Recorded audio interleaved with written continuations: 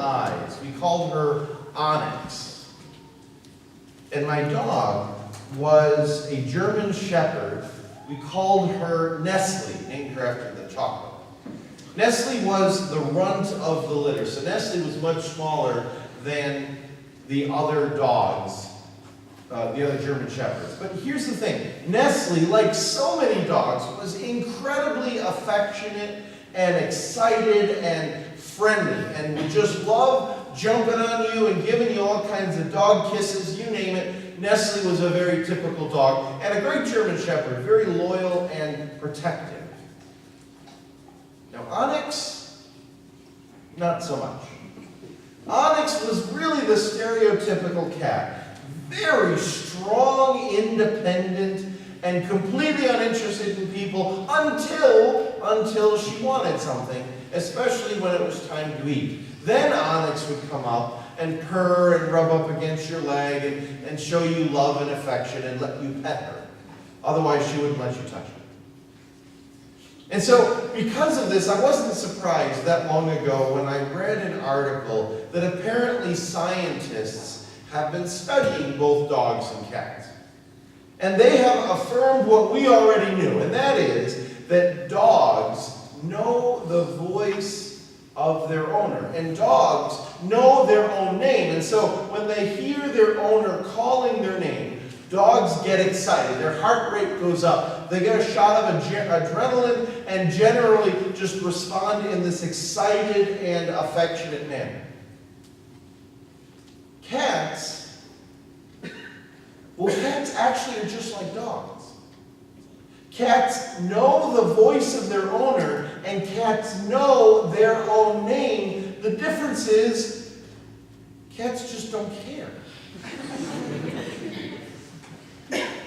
And the reason I share this with you is because today we hear in the readings, Jesus talks about himself as our good shepherd.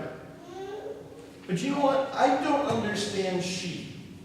And I'm willing to bet you don't either. We just don't have sheep in our culture. Certainly not the way that Jesus had sheep in his culture. So maybe instead of thinking of ourselves as sheep, maybe we can reflect on ourselves in the forms of animals of which we're more familiar, dogs and cats. So who are we? Are we those canine Christians who, when Jesus calls us by name, we respond with loyalty and enthusiasm and excitement and dedication? Are we those canine Christians, or are we finicky felines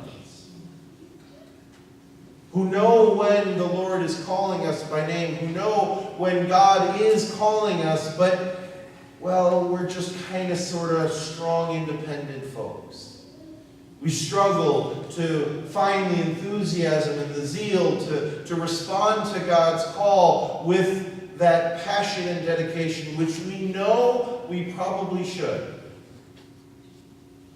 Are we a little bit more like the dogs or the cats? And as we wrestle with that, as we wrestle with being honest with ourselves of how we need to struggle to be more like the canine Christians than the finicky felines, can we also broaden our imagination and wonder about the entire flock? Can we think about Jesus' entire flock, not just ourselves and where we fit in, but as you start talking about the flock of God, this community that he calls to eternal life, you must begin to ask questions about who is in the flock, who's a member of this flock. And all too often we hear people tell us about who's not a member of this flock. We hear these images of people who God rejects, people who God condemns, people who are not wanted, who do not belong. We hear so frequently These images of, or these messages or these sermons telling us who's not in, who's not worthy, who's not wanted, who's not a member of the flock. And what I want to challenge you to is I want you to hear more clearly as we consider our place in the flock. Can we take a moment and consider what the second reading, the book of Revelation, says about the flock itself? John writes this. This is the second reading. I, John, saw a great multitude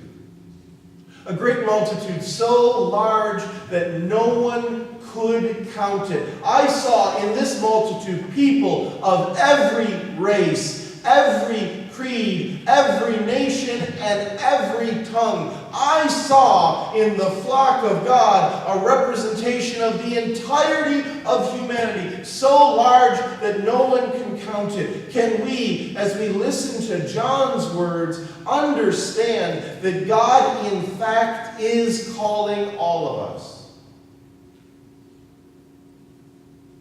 But he may not use the same voice. God is calling every human person. And I don't know how, I don't know why, but it seems as if God's diversity is that he calls people to different things. I don't know why there are so many different religions on earth. I don't understand it. But could it be that in some mysterious way, God's flock is far larger than anything we ever imagined?